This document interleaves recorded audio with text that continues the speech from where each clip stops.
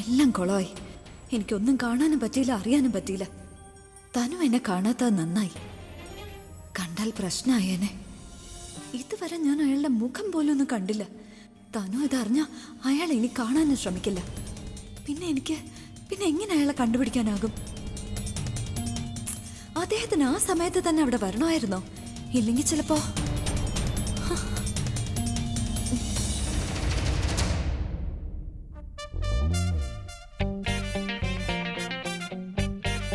ഇതുവരെ റൂമിൽ എത്തിയിട്ടില്ല. ഗുഡ്. ഈ ഡോർ അകത്തുനിന്ന് ലോക്ക് ചെയ്തേക്കാം. അപ്പോൾ പിന്നെ അവൾ അകത്തേക്ക് വരികയില്ല, അവളുടെ മുഖം കാണുകയും വേണം.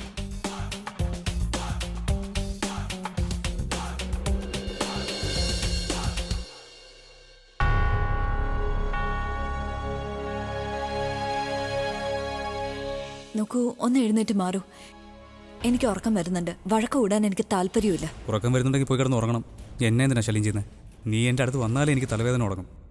നോക്കൂ, ഞാൻ നിങ്ങളെ ഓർമ്മിപ്പിക്കാൻ ആഗ്രഹിക്കുക, ഈ ബെഡ് എന്റേതാ. എനിക്ക് ഇവിടെ കിടന്നാലേ ഉറക്കം വരും, മറ്റെവിടെയും കിടക്കാൻ പറ്റില്ല. നിനക്ക് ഉറക്കം വന്നാലും ഇല്ലെങ്കിലും നീ ഇവിടെ നിൽക്കുവാണെങ്കിൽ എനിക്ക് ദേഷ്യം വരും. ഒന്നാമതേ എൻ്റെ ഈവനിങ് നീ കുളവാക്കി.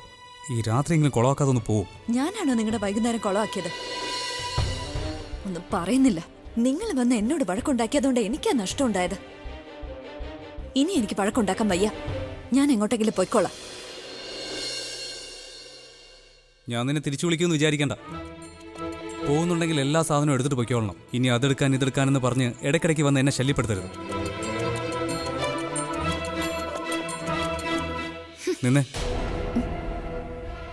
പോകുമ്പോൾ ഡോർ അടച്ചിട്ട് പോ.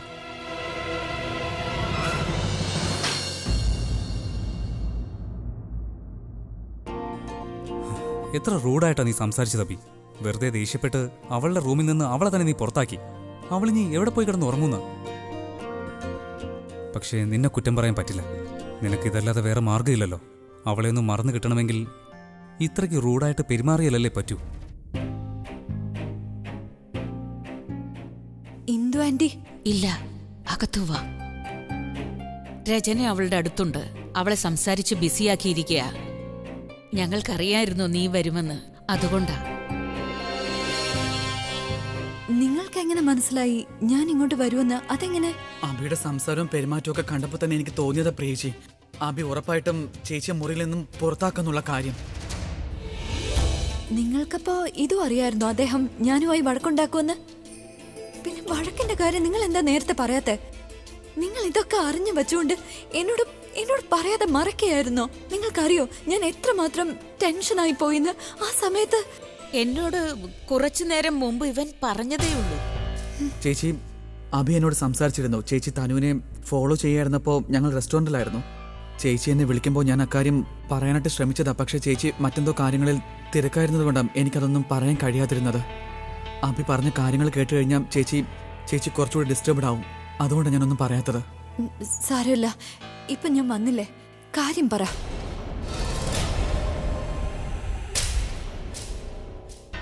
ചേച്ചി, എല്ലാത്തിനും കാരണം ആ തനുവാണ്. അവൾ എന്ത് പറഞ്ഞ അവനെ മയക്കുന്നതെന്നും എനിക്കറിയില്ല. അവൻ ആകെ പെട്ടിരിക്കുകയാണ് പ്രിയേച്ചി. എനിക്ക് മനസ്സിലാവുന്നില്ല അവനെന്ത് എങ്ങനെയായി പോയെന്ന്. ആരെയും മനസ്സിലാക്കുന്നുമില്ല, ആരുടെ ഫീലിങ്സും അറിയണ്ട. അവനിപ്പോ അവന്റെ ഉത്തരവാദിത്വം വലുത്. ഉത്തരവാദിത്വം? ആ പ്രിയേച്ചി, ആ തനുവിന്റെ കുഞ്ഞില്ലേ പ്രിയേച്ചി, അവൻ കരുതിയിരിക്കുന്നത് ആ തനുവിന്റെ കുഞ്ഞ് അവന്റെ ആണെന്നാണ്. അവൻ പുറത്തൊന്നും കാണിക്കാതെ ഉള്ളിൽ നേറിക്കൊണ്ടിരിക്കുക. തനുവിന്റെ കൂടെ ജീവിച്ച് ജീവിതം മുന്നോട്ട് കൊണ്ടുപോകണം, തനുവിന് ഒരു കുഴപ്പം ഉണ്ടാവരുത്, ഇത് മാത്രം അവന്റെ ചിന്ത. സദാസമയം തനുവിനെ മാത്രം ഓർമ്മിച്ചുകൊണ്ടിരിക്കുന്നത്. എനിക്കൊന്നും മനസ്സിലാവുന്നില്ല. തനുവിന്റെ കാര്യം ഞാൻ നോക്കിക്കോളാം. അതത്ര എളുപ്പമല്ല മോളെ. എനിക്ക് അഭിയെ നന്നായി അറിയാം. ഒരാൾക്ക് നീതി കിട്ടാൻ വേണ്ടി അവൻ എന്തും ചെയ്യും. സ്വന്തം കാര്യം പോലും ചിന്തിക്കില്ല. ഇപ്പോ നിന്നെ വിഷമിപ്പിക്കുന്നതിനേക്കാൾ 2 ഇരട്ടി അവൻ സ്വയം വിഷമിക്കുന്നുണ്ടാകും. പ്രിയമോളെ, നീ ഈ സമയത്ത് അഭിയെ നന്നായി നോക്കണം. ഇപ്പൊ ഏതു വഴി പോകാൻ അവൻ ആലോചിക്കുന്നോ ആ വഴി അവൻ മുന്നോട്ട് പോയി കഴിഞ്ഞാൽ തിരികെ കൊണ്ടുവരാൻ പറ്റില്ല മോളെ. നമുക്കത് ചിന്തിക്കാൻ പോലും പിന്നെ പറ്റില്ല. ഇല്ല അച്ഛമ്മ വെറുതെ. എന്റെ കാര്യം ഞാൻ നന്നായി ശ്രദ്ധിച്ചോളാം. അദ്ദേഹം എന്നെ എത്ര വിഷമിപ്പിച്ചാലും ഞാൻ ഒരിക്കലും അദ്ദേഹത്തെ തനിച്ചാക്കില്ല. പ്രിയേച്ചി, ചേച്ചി പോയ കാര്യം എന്തായി? അയാളെ പറ്റി എന്തെങ്കിലും അറിയാൻ കഴിഞ്ഞു പ്രിയേച്ചി? ഞാൻ അതിനെ കുറിച്ച് നാളെ പറയാം പ്രണവ്. ഇപ്പോ അദ്ദേഹത്തിന്റെ അടുത്ത് പോകേണ്ടത് അത്യാവശ്യം.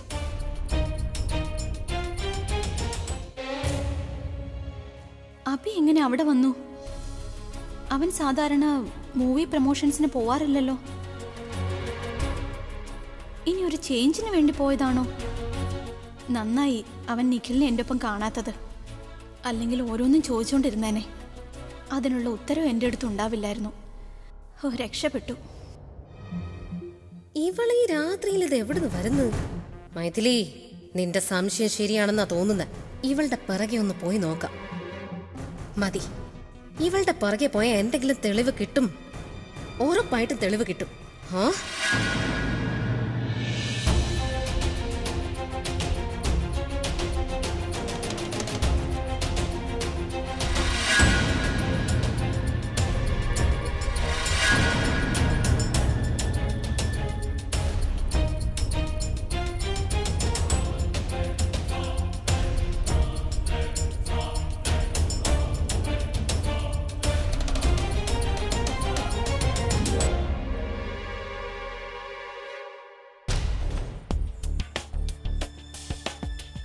താങ്ക് ഗോഡ് അവൻ ഇവിടെ ഉണ്ട്. പക്ഷെ ഉറങ്ങിപ്പോയി. സത്യത്തിൽ ഇവൻ എന്നെ കണ്ടിട്ടില്ല. വെറുതെ ഞാൻ പേടിച്ചു.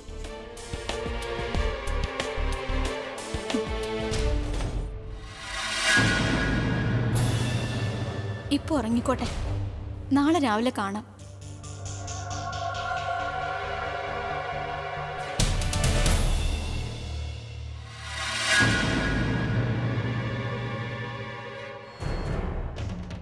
ഇവളെന്തിനാ അഭിയുടെ റൂമിൽ എത്തി നോക്കിയിട്ട് പോന്നെ? ഇവക്കെന്താ അകത്ത് കയറിക്കൂടെ? ഇനി അഭി ഉറങ്ങുന്നത് കാണാൻ വന്നതെങ്ങാനും ആണോ? അങ്ങനല്ല മൈഥിലി, ഇവള് മറ്റെന്തിനോ വന്നതാ. കള്ളന്മാരുണ്ടല്ലോ, എല്ലാവരും ഉറങ്ങുന്ന സമയത്താ അവരുടെ പ്ലാൻ നടത്തുന്നത്. എല്ലാവരും ഉറങ്ങിക്കോ, പക്ഷെ ഡിറ്റക്റ്റീവ് മൈഥിലി ഉറങ്ങില്ല.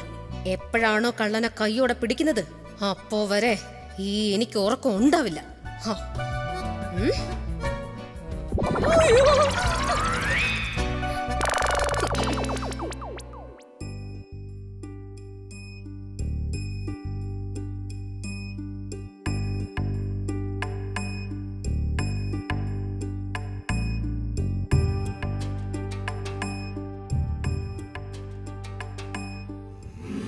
അപ്പോൾ വേറെ എവിടെയോ പോയി കിടന്ന് ഉറങ്ങി അവള്. ഇതുവരെ തിരിച്ചു വന്നില്ലല്ലോ. അല്ലെങ്കിൽ ഞാൻ എന്തിനാ ഇതൊക്കെ ചിന്തിക്കുന്നത്? മറ്റുള്ളവരെ കുറിച്ച് ചിന്തിക്കാതെ മിണ്ടാതെ കിടന്ന് ഉറങ്ങാൻ നോക്കബി.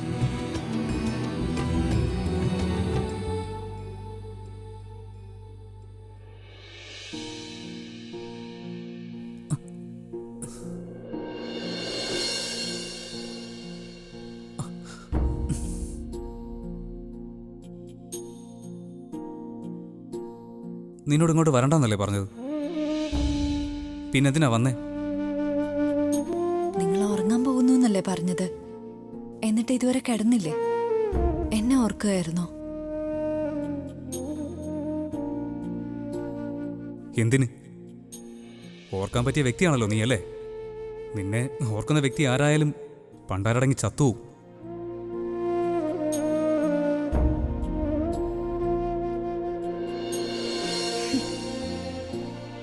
കള്ളം പറഞ്ഞിട്ട് കാര്യമില്ല. ഞാൻ കൈയോടെ പിടിച്ചു. എന്ത് കള്ളം?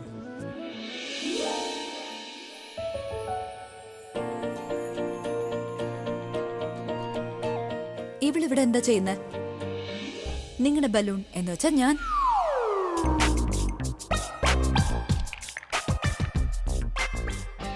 എല്ലാവർക്കും ഇപ്പോൾ തോന്നിവാസമാണല്ലോ. നിന്നോട് പറഞ്ഞല്ലേ പുറത്തിറങ്ങല്ലേന്ന്? പിന്നെ എന്തിനാ പുറത്തു വന്നത്? ഞാൻ അലമാരയിൽ ലോക്ക് ചെയ്ത് വെക്കാൻ പോവാ. ഇനി എങ്ങനെ പുറത്തു വരുമെന്ന് നോക്കട്ടെ.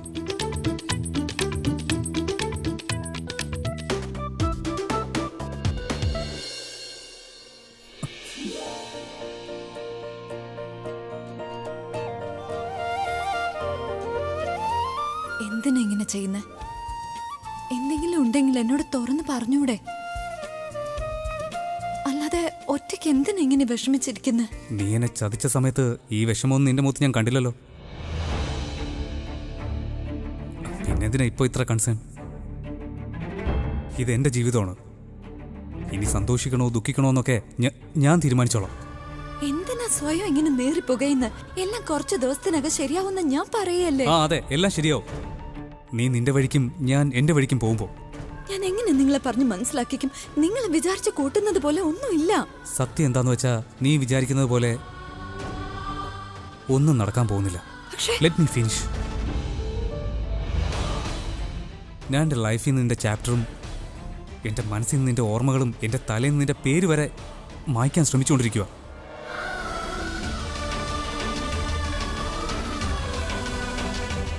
ഒരച്ഛനാവാൻ പോവാൻ ഞാൻ.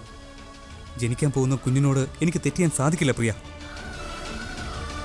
ഇനി നിനക്ക് എനിക്ക് വേണ്ടി എന്തെങ്കിലും ചെയ്യണമെന്ന് ആഗ്രഹമുണ്ടെങ്കിൽ നിന്നെ ഒന്ന് മറക്കാൻ എന്നെ ഒന്ന് സഹായിക്കും പ്രിയ.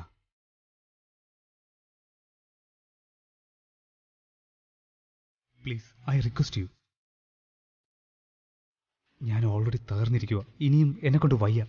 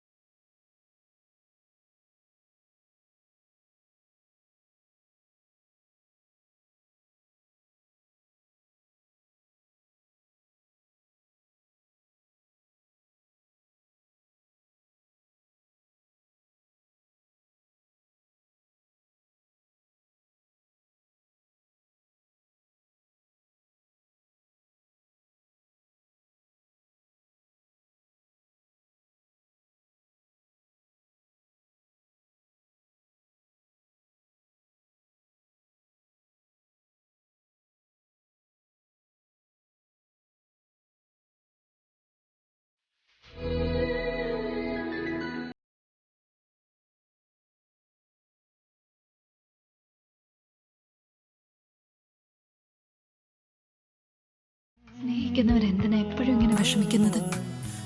എന്റെ ഭാഗത്തുള്ള സത്യം നിങ്ങൾ അറിയുന്നില്ല. എനിക്കത് പറയാനും കഴിയുന്നില്ല.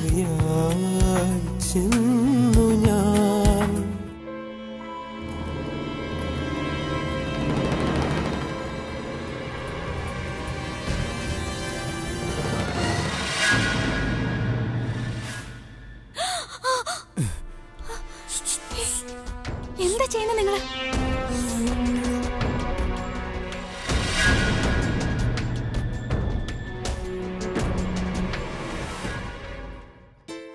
വല്ല പ്രേതമാണോ? തനുവിന്റെ വേഷത്തിൽ വല്ല പ്രേതമാണോ അവിടെ കഴിഞ്ഞുകൊണ്ടിരുന്നത്? എന്റെ ദൈവമേ, അതാണോ അവള് പെട്ടെന്ന് അപ്രത്യക്ഷമായത്? ഇനി ഇവിടെ നിന്നാ ശരിയാവില്ല.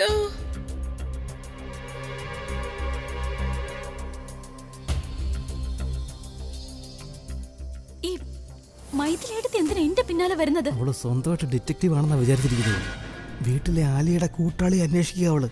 ഓ മൈ ഗോഡ്, അപ്പൊ ചേട്ടനെയോ? സംശയം നിന്നെയാ. എന്നെയോ? എനിക്ക് വീട്ടിൽ വെറുതെ നടക്കാനും പറ്റില്ലേ? ഒന്നും ചെയ്യാതെ തന്നെ പിടിക്കപ്പെടും. തനു, അതൊക്കെ പോട്ടെ. നീ ഇപ്പൊ ഇത് പറ, നീ എന്ത് കാര്യം പറയാനാ എന്റെ റൂമിലേക്ക് വന്നത്? അവിടെ മൈഥിലി ഉണ്ടെന്ന് നിനക്ക് അറിയില്ലേ? ചേട്ടാ, അത് ആ പ്രിയ എന്നെ കാണാൻ വന്നിരുന്നു. എന്റെ അടുത്തൊരു ഡീല് പറയാൻ വേണ്ടിട്ട്. ആ വ്യക്തിയുടെ പേര് നീ എന്നോട് പറയുകയാണെങ്കിൽ ഈ സംഭവങ്ങളിലൊക്കെ നിനക്ക് ബന്ധമുണ്ടെങ്കിൽ പോലും നിന്റെ പേര് എവിടെയും വരാതെ ഞാൻ നോക്കിക്കൊള്ളാം. നീ സേഫ് ആയിരിക്കും. അപ്പൊ നീ എന്ത് പറഞ്ഞു? ഞാൻ എന്ത് പറയാൻ? എനിക്കൊന്നും മനസ്സിലായില്ല എന്ത് പറയണമെന്ന്. അതുകൊണ്ടാ ഞാൻ ചേട്ടനെ അന്വേഷിച്ച് ഞാൻ എന്ത് ചെയ്യണം എന്നുള്ള സജഷൻ ചോദിക്കാം. ഓ തനു, നിനക്ക് അല്പം പോലും ബുദ്ധിയില്ലേ? നിനക്ക് പറഞ്ഞുകൂടായിരുന്നോ നിനക്ക് ആരെ അറിയില്ലെന്ന്? എന്ത് ചെയ്യണം ചെയ്യണ്ടെന്നുള്ള കാര്യത്തിൽ എന്താ എത്ര കൺഫ്യൂഷൻ? അല്ല, ഒരു മിനിറ്റ് തനു, ഒന്ന് ചോദിച്ചോട്ടെ, നിനക്ക് എൻ്റെ പേര് പറയണമെന്നുണ്ടോ? അങ്ങനെ ചെയ്യാനായിരുന്നെങ്കിൽ ഞാൻ എന്തിനു ചേട്ടന്റെ അടുത്ത് വരണം? അതുപോലെ നിഖിലിന്റെ അടുത്ത് എന്തിനു പോണം? അവനെന്ത് പറഞ്ഞു? ഇത് തന്നെ ചേട്ടൻ പറഞ്ഞതുപോലെ. ഓ, ഒരാളെങ്കിലും ഉണ്ടല്ലോ നിനക്ക് ബുദ്ധി പറഞ്ഞു തരാൻ. ഇപ്പോഴാ എനിക്ക് സമാധാനമായത്. എനിവേ, നീ ഒരു കാര്യം ശ്രദ്ധിക്കണം. പ്രിയ ഇരുട്ടിൽ തപ്പുകയാണ്. അവൾക്ക് നമ്മളെക്കുറിച്ച് ഒന്നും അറിയില്ല. അവൾ ആഗ്രഹിക്കുന്നത് നമ്മൾ തെറ്റ് ചെയ്യണമെന്നാണ്. അതുകൊണ്ട് അവളെ സൂക്ഷിക്കണം. അവളെ മാത്രമല്ല, മൈഥിലിയെയും. പ്രിയയുടെ കയ്യിൽപ്പെട്ടാൽ ഞാൻ രക്ഷിക്കാം, പക്ഷേ മൈഥിലിയുടെ കൈപ്പെട്ടാൽ പിന്നെ ഒന്നും ചെയ്യാൻ പറ്റില്ല. നീ മണ്ടത്തരം കാണിച്ച പിന്നെ ഞാൻ സഹായിക്കില്ല. എന്ത് ചെയ്യുന്നതും ആലോചിച്ച് വേണം.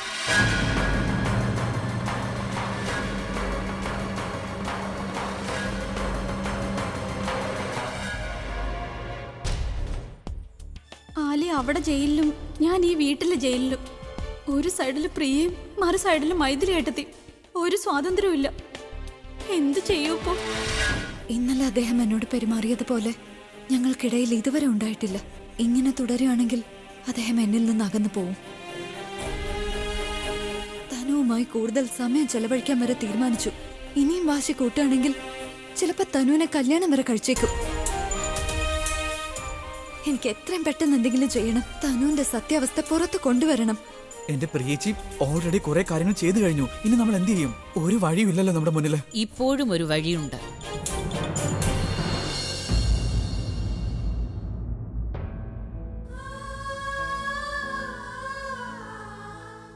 നമുക്കൊരുമിച്ച് അഭിയുടെ മുന്നിൽ പോയി എല്ലാ സത്യങ്ങളും തുറന്നു പറയാം. പിന്നെ എല്ലാം അവൻ തീരുമാനിക്കുന്ന പോലെ ആകട്ടെ. ആരെ വിശ്വസിക്കണം വേണ്ടെന്നൊക്കെ അവൻ തീരുമാനിക്കട്ടെ. അച്ഛമ്മ എന്താ ഇപ്പൊ ഇങ്ങനെയൊക്കെ പറയുന്നത്? ഇങ്ങനെ ചെയ്യാനായിരുന്നെങ്കിൽ നമ്മൾ ഇത്രയും നാടകം കളിക്കേണ്ട ആവശ്യമുണ്ടായിരുന്നോ? ഞാൻ എന്റെ രൂപം മാറ്റേണ്ട കാര്യമുണ്ടായിരുന്നോ? അദ്ദേഹത്തിന്റെ പണവും സ്വത്തും എല്ലാം നമ്മൾ കൈവശപ്പെടുത്തേണ്ട കാര്യമുണ്ടായിരുന്നോ? ഇത്രയൊക്കെ ആകുന്നതിന് മുൻപ് ചിലപ്പോ നമ്മൾ അദ്ദേഹത്തോട് കാര്യങ്ങൾ തുറന്നു പറഞ്ഞിരുന്നെങ്കിൽ ചിലപ്പോ സമ്മതിച്ചേനെ. ഇതിപ്പോ ഒരുപാട് വൈകിപ്പോയി അച്ഛമ്മ. എല്ലാവരുടെ മുന്നിൽ ഞാനിപ്പോ അദ്ദേഹത്തിന്റെ ശത്രുവാ. ഇനിയിപ്പോ അദ്ദേഹം വിചാരിക്കും തനുവിനെ കല്യാണം കഴിക്കാതിരിക്കാൻ വേണ്ടി ഞാൻ ഉണ്ടാക്കി പറയുന്ന കള്ളത്തരങ്ങളാ ഇതൊക്കെയെന്ന്. അച്ഛമ്മയ്ക്ക് നന്നായിട്ട് അറിയാലോ തനു അദ്ദേഹത്തെ എങ്ങനെയൊക്കെ കൺവിൻസ് ചെയ്ത് വച്ചിരിക്കാന്ന്. അദ്ദേഹം പൂർണ്ണമായും വിശ്വസിക്കുന്നു ആ കുഞ്ഞ് അദ്ദേഹത്തിന്റെ എന്ന്. ഈ സമയത്ത് നമ്മൾ അദ്ദേഹത്തോട് പോയി സത്യങ്ങളൊക്കെ പറഞ്ഞാൽ അദ്ദേഹം ഒരിക്കലും നമ്മളെ വിശ്വസിക്കില്ല അച്ഛമ്മ. ഇനി ഞാൻ എന്തു ചെയ്യും? നിന്നിൽ നിന്ന് അഭി അകലുന്നത് എനിക്ക് സഹിക്കാൻ കഴിയില്ല. എന്റെ പ്രതീക്ഷയെല്ലാം നഷ്ടപ്പെടുകയാ. ഇപ്പൊ എനിക്ക് നല്ല ടെൻഷൻ തോന്നുന്നു. എന്റെ മുന്നിൽ പെട്ടെന്ന് എന്തെങ്കിലും സംഭവിച്ചാ ഞാനതെങ്ങനെ സഹിക്കും മോളെ? അച്ഛമ്മേ, എന്തിനാ ഇങ്ങനെ ടെൻഷൻ ആവുന്നത്? നോക്കൂ, അച്ഛമ്മയുടെ വിഷമം എനിക്ക് മനസ്സിലാവും. പക്ഷെ അച്ഛമ്മ ധൈര്യമായിട്ടിരിക്കണം. അച്ഛമ്മയല്ല എനിക്ക് ധൈര്യം തരുന്നേ. നമ്മൾ തോൽക്കാൻ പാടില്ല. ഞാൻ സത്യം ചെയ്യുക, എത്രയും വേഗം തനുവിന്റെ സത്യാവസ്ഥ ഞാൻ അദ്ദേഹത്തിന്റെ മുന്നിൽ കൊണ്ടുവരും. ഇന്നലെ തന്നെ എല്ലാം ശരിയാവേണ്ടതായിരുന്നു. പക്ഷെ അദ്ദേഹം കാരണം തനുവിന്റെ കുഞ്ഞിന്റെ അച്ഛനെ പോലും എനിക്ക് കാണാൻ പറ്റിയില്ല. പക്ഷെ പ്രിയേച്ചി അവിടെ ആ പ്രണവ് എനിക്ക് ഉറപ്പുണ്ടായിരുന്നു.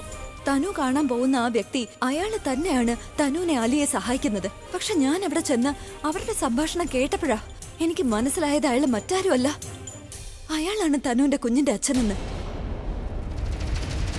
അതുകൊണ്ട് മാത്രം അത്ര റിസ്ക് എടുത്ത് ഞാൻ കുറച്ചു സമയം കൂടെ അവിടെ നിന്നത്. പക്ഷെ എനിക്ക് അയാളുടെ മുഖം പോലും കാണാൻ പറ്റിയില്ല. ഇനി പറഞ്ഞിട്ട് കാര്യമില്ല, നടന്നതെല്ലാം നടന്നു.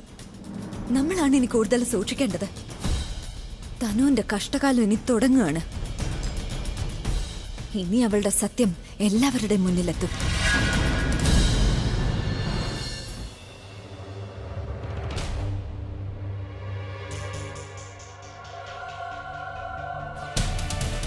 അകത്ത് വരുന്നതിന് മുമ്പൊന്ന് നോക്കി ചെയ്തൂടെ? ഈ വീട് മുഴുവൻ എന്റേതാ. ഇവിടെ ഏത് മുറിയിൽ കയറാനും എനിക്ക് ആരുടെയും പെർമിഷന്റെ ആവശ്യമില്ല. നല്ല കാര്യമാണ്. സ്വന്തം വീടാണെന്ന് പറഞ്ഞ് മറ്റുള്ളവരുടെ കാര്യം ഒളിഞ്ഞു കേൾക്കുന്നത്. നോക്കൂ തനു, നിന്റെ കാര്യങ്ങൾ ഒളിഞ്ഞു കേൾക്കാനുള്ള ആഗ്രഹം എനിക്കില്ല. അത് മാത്രമല്ല, നിന്റെ കാര്യങ്ങളൊക്കെ എനിക്ക് നന്നായിട്ട് അറിയാം. നീ എന്താ ഉദ്ദേശിക്കുന്നത്? അതെന്താന്ന് വെച്ചാ തനു, നിന്റെ ശരിക്കുള്ള മുഖം ഇങ്ങനെ മറയ്ക്കാൻ നോക്കണ്ട. നോക്ക്, നീ ഇങ്ങനെ ഓരോന്ന് പറയാൻ വന്നതാണെങ്കിൽ തനു, ഞാൻ പറയുന്നതൊക്കെ നീ നിസ്സാരമായിട്ട് കാണാൻ തുടങ്ങുകയാണെങ്കിൽ നഷ്ടം നിനക്ക് മാത്രമായിരിക്കും. ഞാനിപ്പോ നിന്റെ മറുപടി അറിയാൻ ഇങ്ങോട്ട് വന്നത്. എന്ത് മറുപടി? ഇത്ര പെട്ടെന്ന് മറന്നുപോയോ? കുഴപ്പമില്ല, ഞാൻ ഓർമ്മിപ്പിക്കാം. ഇന്നലെ ഞാൻ നിനക്കൊരു ഓഫർ തന്നിരുന്നില്ലേ? ഇപ്പൊ ഓർമ്മ വന്നോ? അതിനെക്കുറിച്ച് എന്തോർക്കാനാ? നീ തിരയുന്ന വ്യക്തിയെ എനിക്ക് അറിയാനും പാടില്ല, അതിനെക്കുറിച്ചൊന്നും ചോദിക്കാൻ വേണ്ട. പിന്നെ എന്റെ സുഹൃത്തിന്റെ കാര്യത്തിൽ എനിക്ക് ചിന്തിക്കാൻ പോലും കഴിയില്ല അവൾ എന്റെ ഭാവി ഭർത്താവിനെ എന്തെങ്കിലും ചെയ്യുമെന്ന്. എനിക്കത് ആദ്യമേ അറിയാമായിരുന്നെങ്കിൽ ഞാൻ അവളോട് കൂട്ടുപോലും കൂടില്ലായിരുന്നു. അവൾ നിന്നെ പോലെയാണല്ലോ. നീ അഭിയുടെ ജീവിതം തകർത്തു. പിന്നെ നിനക്കെന്ത് കാര്യം ആരെങ്കിലും അഭിയുടെ ജീവിതം നശിപ്പിക്കാൻ നോക്കിയാ? കാര്യമുണ്ട്. ആരാണോ അദ്ദേഹത്തിന്റെ ജീവിതം തകർക്കാൻ നോക്കിയത്, അയാളെ കാരണം എനിക്ക് ബുൾബുളിനെ നഷ്ടമായത്. അയാളെ പിടിക്കേണ്ടത് എന്റെ ആവശ്യമാ. അപ്പൊ എന്റെ ഊഹം ശരിയായിരുന്നു. നിങ്ങൾ രണ്ട് സഹോദരിമാരും ഒത്തുചേർന്നാണ് എല്ലാവരും വിഡ്ഢികളാക്കിയത്. നോക്കൂ, നിനക്ക് എന്ത് വേണമെങ്കിലും ചിന്തിക്കാനുള്ള സ്വാതന്ത്ര്യമുണ്ട്. പക്ഷെ ഒന്നോർക്കണം, നീ എന്നെ സഹായിച്ചില്ലെങ്കിൽ എന്നിൽ നിന്നും തിരിച്ചൊരു ദയയും നീ പ്രതീക്ഷിക്കണ്ട. നീ എന്താ കളിയാക്കാണോ? അത് നിനക്ക് മനസ്സിലായിക്കോളൂ. നിനക്കറിയില്ലേ, അതോ നീ ശ്രദ്ധിക്കാത്തതോ മറന്നുപോയതോ ആണോ? എന്റെയും അദ്ദേഹത്തിന്റെയും നിയമപരമായ ഡിവോഴ്സ് ഇതുവരെ നടന്നിട്ടില്ല. അന്ന് ഞാൻ അദ്ദേഹത്തെ കൊണ്ട് സൈൻ ചെയ്യിച്ച പേപ്പേഴ്സ് ഒന്നും ഡിവോഴ്സ് പേപ്പേഴ്സ് ആയിരുന്നില്ല, പ്രോപ്പർട്ടി പേപ്പേഴ്സ് ആയിരുന്നു. അതുകൊണ്ട് നിന്നെ കല്യാണം കഴിക്കാനായി അദ്ദേഹം എന്നിൽ നിന്ന് ഒഫീഷ്യലായി ഡിവോഴ്സ് വാങ്ങേണ്ടി വരും. പിന്നെ ഞാനായിരിക്കും തീരുമാനിക്കുക അദ്ദേഹത്തിന് ഡിവോഴ്സ് കൊടുക്കണോ വേണ്ടയോ എന്ന്.